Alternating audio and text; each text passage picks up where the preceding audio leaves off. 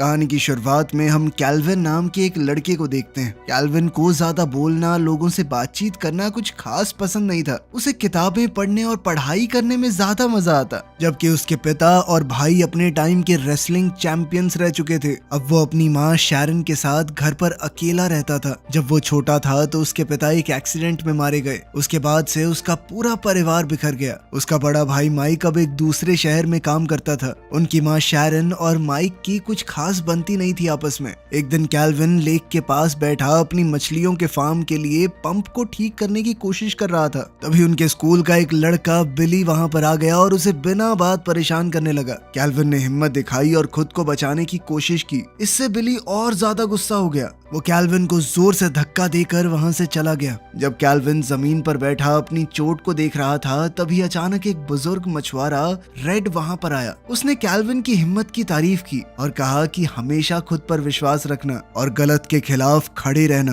बाद में कैल्विन घर लौट आया और अपने घाव साफ किए। जब भी कैल्विन उदास होता तो वो एक मेमोरी बॉक्स निकाल कर बैठ जाता। उस दिन भी उसने बिल्कुल वैसा ही किया। उस बॉक्स में उसके पिता की पुरानी तस्वीरें हैं और उनके एक्सीडेंट की रिपोर्ट भी। उन सबको देखते हुए वो सोचने लगा कि अगर उसके पिता जिंदा होते तो शायद उसकी जिंदगी अलग होती। तभी शैरन घर लौट आई। कैल्विन ने जल्दी से बॉक्स बंद किया और अपनी माँ को देखने भाग गया। वो नहीं चाहता था कि उसकी माँ उसके दर्द को देखे। जैसे ही शैरन ने उसे गले लगाया उसने उसका घाव देख लिया और डर गई। लेकिन कैल्विन ने कह दिया कि कुछ नहीं, मैं एक पेड़ से टकरा गया था। अगले कुछ दिनों तक कैल्विन अपने पिता और भाई के बारे में और ज्यादा सोचने लगा। उनकी कमी उसे और ज्यादा सता रही थी। काफी सोचने के बाद उसे एक रास्ता मिला, रेसलिंग। उसे लगा कि रेसलिंग के जरिए वो अपने पिता और भाई दोनों के करीब महसूस करेगा खुद को। लेकिन वो जानता था कि उसकी माँ शैरन रेसलिंग से नफरत करती है, इसीलिए उसने अपनी ये बात माँ से छुपा ली। अगले कुछ हफ्तों तक कैल्विन रोज स्कूल के बाद बोलता कि आज कुछ एक्स्ट्रा एक्टिविटीज हैं। वो स्कूल के जिम में जाता लेकिन उसने तुरंत ही टीम ज्वाइन नहीं की। पहले वो बस चुपचाप बैठकर प्रैक्टिस देखता रहा। कुछ दिन बाद कैल्विन ने फैसला किया कि अब सिर्फ देखना नहीं है, खुद भी प्रैक्टिस करनी है। लेकिन कोच ने बिली को ही उसका प्रैक्टिस पार्टनर बना दिया और कहा कि नए लड़के के साथ आराम से प्रैक्टिस करना। लेकिन बिली ने कोच की बात नहीं सुनी। उसने कैल्विन को बुरी तरह पीटा। कोच को बीच में आकर उन्हें रोकना पड़ा। उस रात खाने के दौरान कैल्विन और झूठ नहीं बोल पाया। उसने शैरन को बता दिया कि मैंने भी रेसलिंग शुरू कर दी है और अब वो अपना वेट 135 पाउंड पर रखने की कोशिश करेगा। वो समझ गई कि कैल्विन रेसलिंग के जरिए अपने पिता और भाई से जुड़ना चाहता है। लेकिन अपने पति और बड़े बेटे को खोने के बाद से उसे रेसलिंग से नफरत हो गई थी। उसने साफ साफ कह दिया कि मैं इस सब में तुम्हारा साथ नहीं दूंगी। मैं नहीं चाहती तुम ये बेकार खेल सीखो। खैर अगले कुछ दिनों में कैल्विन ने चुपचाप अपने भाई माइक का एड्रेस ढूंढना शुरू किया। जब एड्रेस मिल गया तो उसने फैसला किया कि वो अपने भाई से खुद मिलने जाएगा। कैल्विन ने अपनी माँ से कहा कि मैं रात को डोनाल्ड के घर पर रुकूंगा। माँ ने भी उसकी बात मान ली और कैल्विन घर से निकल गया। लेकिन असल में वो डोनाल्ड के घर नहीं गया। वो बस पकड़कर पास वाले शहर में चला गया। बस में बैठकर कैल्विन के दिमाग में 1000 सवाल चल रहे थे। इतने सालों बाद अपने बड़े भाई माइक से मिलकर कैसा लगेगा? माइक उसे देखकर खुश होगा या हैरान?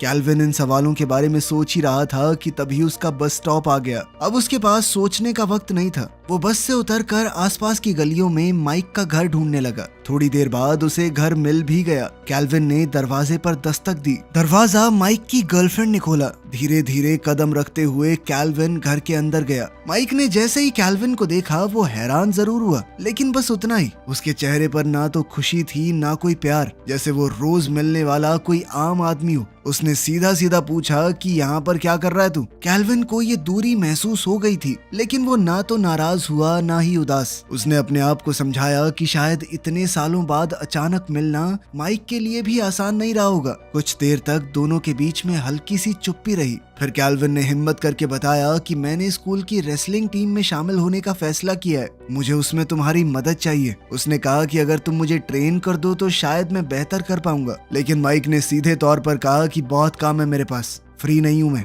ये जवाब सुनकर कैल्विन का दिल टूट गया, पर उसने फिर भी अपने आप को संभाला। उसने सोचा कि शायद भाई सच में बिजी होगा। उसने इस बात को चुपचाप मान लिया, लेकिन उसके दिल में अभी भी उम्मीद थी। कि शायद उसके भाई के साथ उसका रिश्ता बेहतर हो जाएगा। अब कैल्विन धीरे से घर से बाहर निकला और अपने घर की तरफ वापस चल पड़ा। उधर माइक भी अंदर से टूट चुका था। जैसे ही कैल्विन गया, माइक सोफे पर बैठ गया। वो कई घंटों तक वहीं चुपचाप बैठा अपनी जिंदगी के फैसलों के बारे में सोचता रहा। शैरन अगले दिन कैल्विन के स्कूल गई और उसके कोच से मिली। उसने बहुत दुख के साथ कहा कि मैं अपने एक बेटे को पहले ही इस खेल की वजह से खो चुकी हूँ, मैं दोबारा वैसा नहीं चाहती। कोच शैरन की तकलीफ को समझ गया, लेकिन उसने कहा कि कैल्विन को टीम से निकालना सही फैसला नहीं होगा। उसने वादा किया कि वो कैल्विन का ध्यान रखेगा।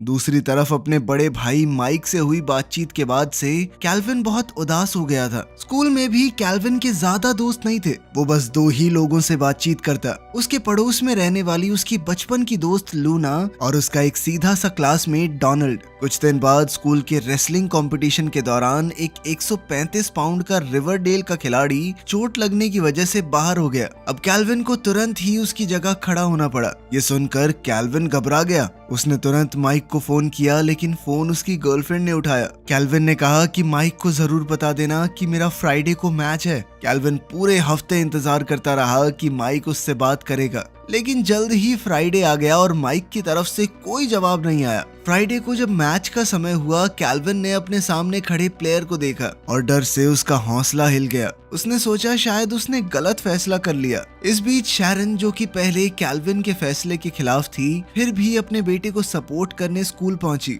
रास्ते में उसकी नजर स्कूल की वॉल ऑफ फेम पर पड़ी, जहां उसके बेटे और पति के नाम की ट्रॉफीज रखी हुई थी। शैरन कुछ देर तक वहीं खड़ी रही और अपने बड़े बेटे की पुरानी यादों में खो गई। मुकाबले के दौरान कैल्विन के साथ वही हुआ जिसका उसे डर था। उसका राइवल उस पर बहुत भारी पड़ रहा था। शैरन और लूना डर के साथ ये सब देख रहे थे। आखिर में कैल्विन हार गया। इस हार के बाद कैल्विन को समझ आया कि रेसलिंग कितनी मुश्किल होती है। उसने सोचा कि शायद उसे ये सब छोड़ देना चाहिए, लेकिन उनकी टीम में इस वेट का सिर्फ एक ही प्लेयर था, इसीलिए अब वो पीछे नहीं हट सकता। अगले कुछ मुकाबलों में कैल्विन बार बार हारा और सबके सामने उसे बहुत शर्मिंदगी झेलनी पड़ी। दूसरी तरफ माइक की नौकरी चली गई थी और वो ऐसे ही इधर उधर भटक रहा था। एक दिन वो ऐसे ही टाइम काटने के लिए एक छोटे से बार में गया। वहाँ एक आदमी बिना बात उससे झगड़ने लगा और उस पर हाथ उठा दिया। माइक ने अपना बचाव किया, लेकिन पुलिस वालों ने उसकी बात नहीं सुनी। उन्होंने उसे ही गिरफ्तार करके जेल में डाल दिया। उधर कैल्विन अपनी तैयारी को लेकर परेशान था।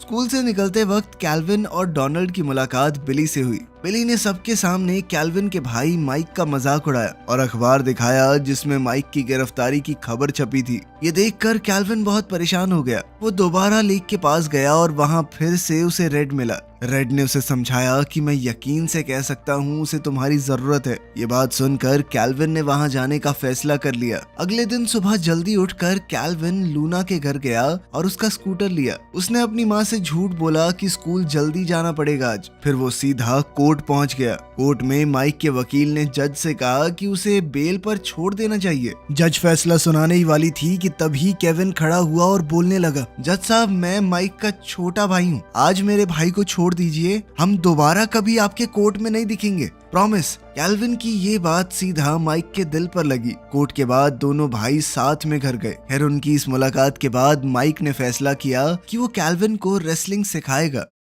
उधर घर पर शैरन पूरा दिन कैल्विन की खबर ना मिलने से परेशान हो गई। वो स्कूल पहुंची, लेकिन वहां भी कैल्विन नहीं मिला। फिर उसने लूना से भी पूछा, लेकिन उसे भी कुछ नहीं पता था। बाद में जब कैल्विन घर लौट कर आया, उसने अपनी माँ से झूठ कह दिया कि वो अपने दोस्तों के साथ था और सीधा अपने कमरे में चला गया। इस दौरान कैल्विन कई हफ्तों तक स्कूल में प्रैक्टिस करने नहीं गया। जब कैल्विन वापस प्रैक्टिस के लिए आया, कोच ने उसे सख्ती से समझाया कि तुम्हारी वजह से हमारा एक मैच छूट गया, दोबारा गलती हुई तो टीम से बाहर हो जाओगे। दरअसल कैल्विन अपने भाई माइक के साथ प्रैक्टिस कर रहा था। दोनों रोज साथ मिलकर प्रैक्टिस करते। धीरे धीरे उनके बीच दूरियां भी कम होने लगी। अब दोनों भाई एक दूसरे को बेहतर समझने लगे, साथ वक्त बिताने लगे। कैल्विन ने माइक की हर बात ध्यान से मानी और पूरी लगन के साथ रेसलिंग सीखने लगा। जब कैल्विन ने देखा कि माइक की अभी तक नौकरी नहीं लगी, तो उसने अपने भाई के लिए काम ढूंढने की भी कोशिश की। माइक इस बात से बहुत खुश हुआ। दोनों भाई अब पहले से कहीं ज्यादा करीब थे। कुछ समय बाद अगला मुकाबला आने वाला था। कैल्विन चाहता था कि माइक उसका मुकाबला देखे। उसने उसे इनवाइट किया, लेकिन माइक ने थोड़ा रुक कर कहा कि मैं अभी स्कूल या घर वालों का सामना करने को तैयार नहीं हूँ यार। उसे डर था कि लोग उससे पूछेंगे कि इतने सालों तक वो क्या कर रहा था। उसके पास कोई अच्छा जवाब नहीं होगा। मैच के दिन कैल्विन ने राइवल की आंखों में एकदम सीधा देखा। इस बार उसका हौसला पहले जितना कमजोर नहीं था। फिर वो एक शांत कोने में गया, अपना पसंदीदा म्यूजिक सुना और खुद को तैयार किया। उधर डोनाल्ड, लूना और शैरन सांस रोके उसका इंतजार कर रहे थे और फिर मुकाबला शुरू हुआ। इस बार कैल्विन काफी मजबूत हो चुका था। अपनी फाइट के दौरान उसने अपने बड़े भाई से जो कुछ सीखा था सब कुछ इस्तेमाल किया। इस बार उसका डर भी कंट्रोल में था। उसने ध्यान से मैच खेला और पूरे विश्वास के साथ जीत भी गया। किसी को पता नहीं था कि माइक चुपचाप स्कूल में आया हुआ था। वो सीधा अंदर नहीं गया। वो दीवार के पास खड़ा होकर दूर से मुकाबला देख रहा था। जैसे ही उसने कैल्विन को जीतते हुए देखा, उसका चेहरा गर्व से भर गया। दूसरी तरफ भीड़ के बीच में रेड भी चुपचाप बैठा था। उसे भी कैल्विन की जीत की खुशी थी। माइक नहीं चाहता था कि कोई उसे देखे,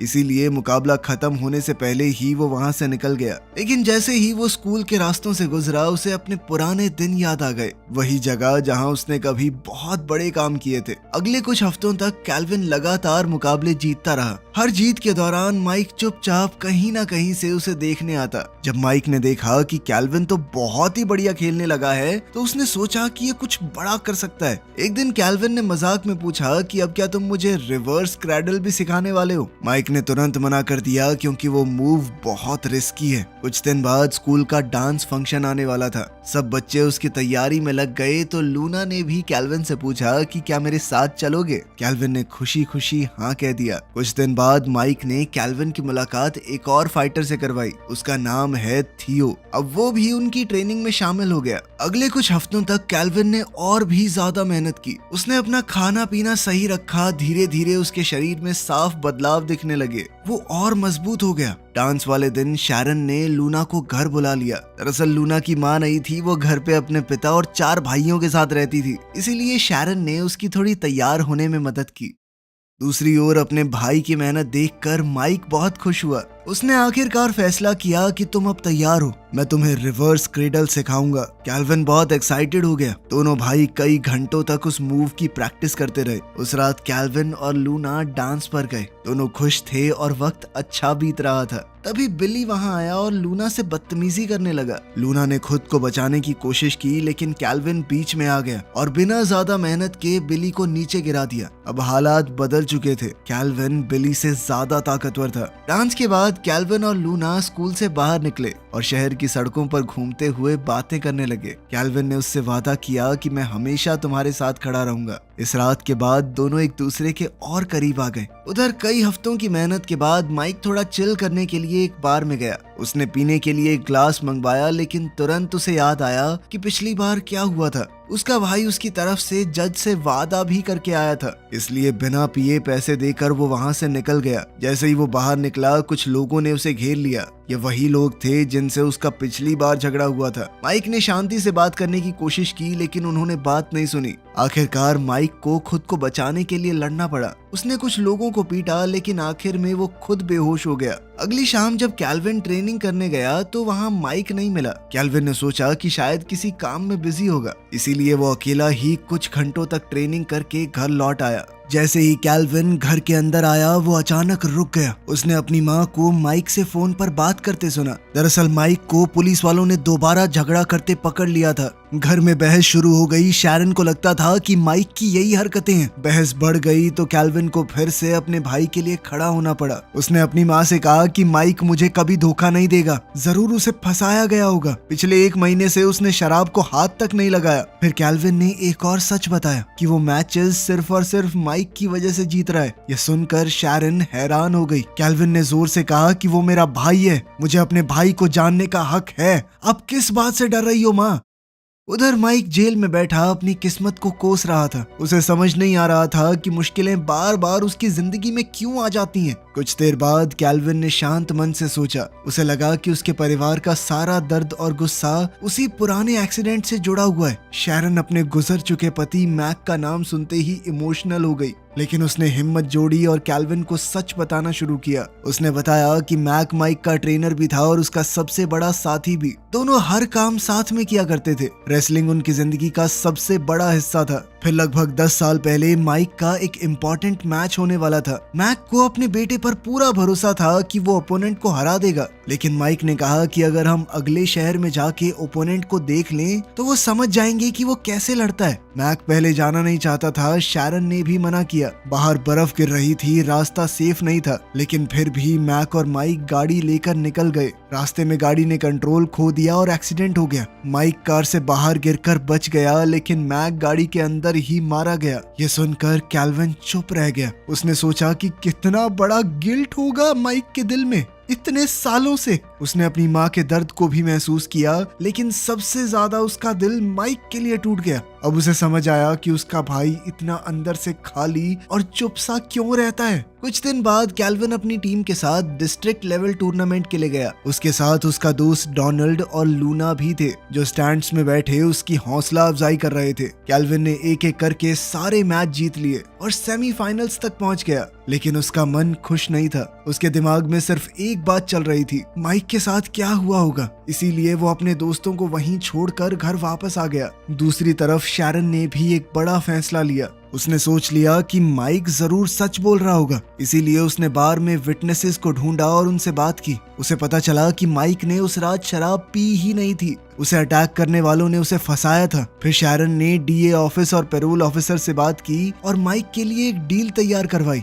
इसके बाद शैरन जेल गई और माइक से मिली। उसने कहा कि मैं अपना बेटा वापस चाहती हूँ, लेकिन मुझे समझ नहीं आ रहा कैसे। इधर टूर्नामेंट में कैल्विन ने सेमीफाइनल तक पहुंचने के बाद भी सेलिब्रेट नहीं किया। उधर शैरन माइक को जेल से छुड़वा कर उसके घर ले गई। घर अंदर से ठंडा, खाली और उदास था। ये देखकर शैरन का दिल टूट गया। उसने समझा कि माइक कितने सालों से अपने आप को सजा दे रहा है। तब शैरन को समझ आया कि कैल्विन बस हमेशा से उनके परिवार को जोड़ना चाहता था। ये सोचकर शैरन ने पहली बार अपने दिल की बात माइक को बोली। माइक भी उसकी हर बात को ध्यान से सुन रहा था। शैरन का दिल भर आया और उसने अपने बेटे को गले लगा लिया। उस मनहूस एक्सीडेंट के बाद पहली बार माँ बेटे ने एक दूसरे को प्यार से गले लगाया था। उस रात कैल्विन घर लौटकर सीधा शैरन के पास गया। उसने पूछा कि माइक के केस का क्या रहा। जब शैरन ने बताया कि माइक छूट गया है तो कैल्विन बहुत खुश हुआ। फिर कैल्विन ने अपनी न्यूज़ सुनाई कि माँ मैं जीत गया, सबको हरा दिया मैंने। तब शैरन ने भी उसे कहा कि बहुत बढ़िया बेटा, तुम रेसलिंग जारी रखो।